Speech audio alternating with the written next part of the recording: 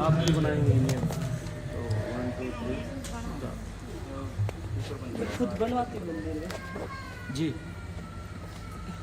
आपका क्वेश्चन ये है कि आप एक तो किन्नर समाज से हैं, आपके वैसे गुरु तो है ही हैं, लेकिन आपको आध्यात्मिक गुरु अभी मिला नहीं है। हमने यहाँ बच्चे ने चेक किया आपको, मतलब जो गौतम भैया है हमारे धाम के सर्वश्रेष्ठ देखने वाले, उन्होंने आपको चेक किया तो उन्होंने आपने बताया है कि 2-3 तरंगे आपके साथ रहती है देवताओं की। इसमें चिंतपूर्णी माता मुख्य है और काली माता मुख्य है।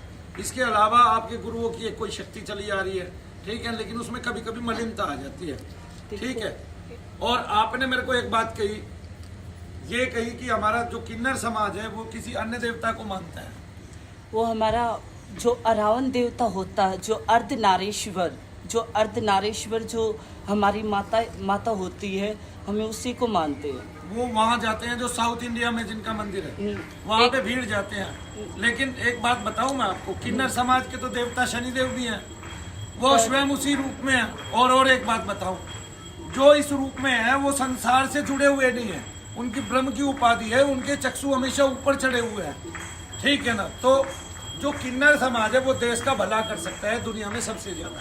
आपने बताया आप किसी मंदिर में बैठते हैं, आपने बताया कि आपके पास लोग भी आते हैं, वहाँ लोगों के कल्याण के लिए आप मेहनत भी करते हैं।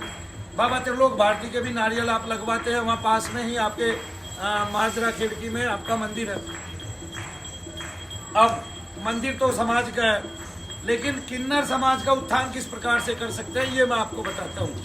एक, शनिदेव महाराज न्यायकारी हैं। अगर इस संसार में जितने भी जज हैं भारत में, सारे के सारे किन्नर हो और उन्हीं की वो परीक्षा और उनको वो परीक्षाओं से पास होना पड़े और गुजरना पड़े और उनको मुफ्त में शिक्षा दी जाए और वहां पहुंचाया जाए कि उनको केवल जज और वकील बनना है, तो संसार से उनका मोह टूट जाएगा और उनकी तनख्वाहें सरकार की तरफ से नियुक्त होगी और वो सही में न्याय करेंगे, जो न्याय सही में होता है। इसलिए शनिदेव भी न्यायकारी है। क्या है? संसार में न्याय करने वाले कौन से देवता है बताना जरा? शनिदेव महाराज न्यायकारी हैं कि नहीं है वो? दूसरा, किन्नर समाज ही ऐसा समाज है जो लोगों को सही रूप से, मूल रूप से भक्ति दे सकता है। एक, अगर समाज में किन्नर ही मंदिर पे पुजारी हो तो मैं बताता हूँ उनको कोई लड़ाई ही ना हो, कोई झगड़ा ही ना हो, कोई गद्दी नशीन ही ना हो और ये संसार का भ्रम भी खत्म हो जाए। वो किन्नर ही लोगों को ये बता सकता है कि आप भगवान की भक्ति करो और वो श्रेष्ठता से लोगों की वहाँ पूजा करवा सकता है। एक, अगर वहां पे पुजारी जाता है तो उसमें किसी भी प्रकार की वासना आ जाती है, लेकिन किन्नर में क्या आएगा? वासना तो उसकी क्षय है। भगवान ने एक चीज जो दुनिया की मुख्य है, जो भगवान से हटाती है, काम वासना, उसी को तोड़ दिया, उसी का ब्रेकअप कर दिया, उसी को छोड़ दिया संसार से। अब आपको क्या है? ना मोह है संसार से, ना लोभ है संसार से। जब मोह लोभ ही नहीं है तो ऐसा व्यक्ति ही न्याय कर सकता है और ऐसी ही श्रेष्ठतम संतान है। लोग तो कहते हैं ये निम्नतम संतान है, मैं कहता हूँ दुनिया की सबसे श्रेष्ठतम संतान है।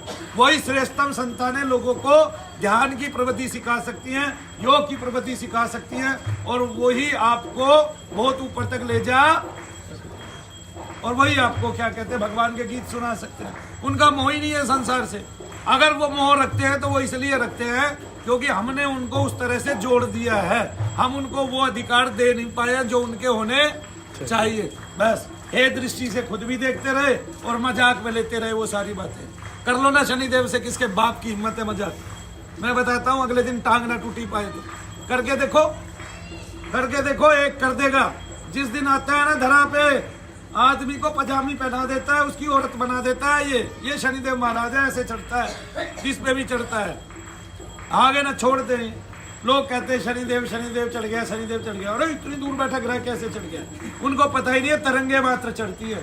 उन मूर्खों को कभी यही नहीं ज्ञान है, अगर शनिदेव नहीं चढ़ता तो तेरा ब्रह्म कैसे आ जाता नीचे ध्यान करने से? तेरा ओम कैसे मिल जाता? तुझे शक्ति कैसे मिल जाती? तुझे तरंगे कैसे मिल जाती? कहाँ से आई ये तो जान ले। जो तरंगे तेरे पास तक चल के आई, तू ऋषि है, महर्षि है, या क्या कहते हैं उसका ज्ञाता है, क्या बोलते हैं आयुर्वेद का ज्ञाता है, तो ये बता दे वो तरंगे कहाँ से आती हैं जो आदमी के शरीर को मिलती है जब वो भगवान का नाम लेता है। ये तो पता है शरीर को मिलती है, आती कहाँ से है ये नहीं पता किसी को। ये समझ संसार का जागरण ही किन्नर समाज कर सकता है। इसलिए मैं उस दिन सबसे ज्यादा खुश हुआ था जिस दिन किन्नर अखाड़ा बना था।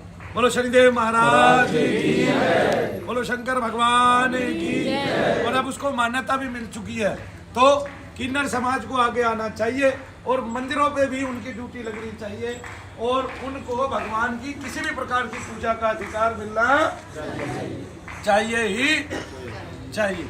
और मैं तो ये कहता हूँ उनको पढ़ाया जाना चाहिए, मुफ्त में उस लेवल तक ले जाना चाहिए जहाँ वो जाके जज बने, ताकि वो नोटों के बदले में उन्होंने बच्चे नहीं पाल रहे हैं, ताकि नोटों के बदले में बिक जाते हैं। बड़े बड़े जज भारत के बिके हुए हैं, ये मैं तुम्हें बताता हूँ और सारी दुनिया जानती है, सबको पता है। अरे भारत के प्रधानमंत्री तक को पता होता है कि ये बिक गए, ऐसा होता है। इतनी संतति खराब हो रही है हमारी, कुछ हद नहीं। तो जज कौन होता है? अगर किन्नर कोई जज होता है उसका ना दुनिया में मोह है, कोई रिश्वत तो दे के देखो, 1 रुपया बनाओ तो सही 100-200 को, और फिर मैं बता रहा हूँ किसकी रिश्वत चलेगी, फिर मैं बता रहा हूँ न्याय कैसे होगा, सबके डंडा ना पड़े तो। पर वे भी बंध जाते हैं जो ऊपर वाले हैं, इसलिए किसी अच्छे को आने ही नहीं देते। तो वैसे भी जो अच्छा है ना उसको भी नहीं आने देते, ना टिकने देते। उसकी भी यहाँ बदली, वहाँ बदली, वहाँ बदली, वहाँ बदली, यहाँ बदली, यहाँ तबादला, वहाँ तबादला, भागता फिर भाई। तो अच्छे को टिकने नहीं दिया जाता ना ऐसे। लेकिन ये जिम्मेवारी किसकी है न्याय करने की? ये किन्नर समाज की है। जिसका मोह नहीं है संसार में वही एक पल न्याय कर सकता है, चाहे वो महात्मा हो सकता है और चाहे वो किन्नर हो सकता है। बोलिए शनिदेव जय शनिदेव।